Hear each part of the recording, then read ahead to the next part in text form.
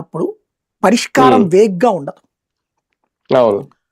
ఒక స్టూవర్ట్పురం దొంగల్ని మార్చాలనుకున్నప్పుడు మీరందరూ మారండి రా అని రోజు కర్రలు ఉచ్చుకున్న 4 బాధేస్తే మారిపోరండి. తిండి దక్కాలి కదా వాళ్ళకి, అవును. పిల్లల్ని పోషించాలి కదా. దానికే అవును. బ్రిటిషోడే ఏం చేశాడు, వాళ్ళందరిని ఒక చోట కూర్చోబెట్టి స్వచ్ఛంద సంస్థలు లింకప్ చేసి వాళ్ళకి అక్కడ పొలాలు ఇచ్చి ఒక్కొక్కరికి 3-4 ఎకరాలు సేద్యం చేయడానికి వాళ్ళకి సాయం చేసి వాళ్ళ చేత వ్యవసాయాన్ని అలవాటు చేయించాడు. అనేక మందికి భూములు ఉన్నాయి అక్కడ. దానికి మన సమరం గారి సోదరుడు లవణం వాళ్ళకి సంబంధించిన స్వచ్ఛంద సంస్థ దశాబ్దాలుగా నడిచింది.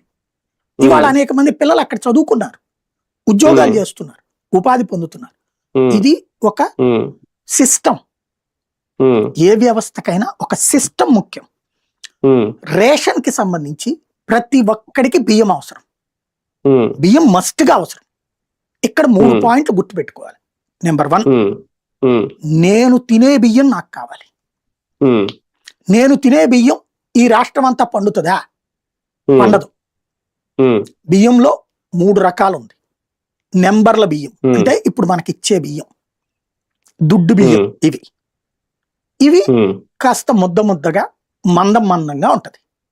ఇవి సాధారణమైన వాళ్ళకి జీర్ణం కాదు, మనం తింటే కడుపు నొప్పి వస్తుంది. లేబర్ కూడా ఇదివరకు తినేవాళ్ళు లేబర్ అయితే, ఇప్పుడు వాళ్ళు కూడా మామూలు బియ్యం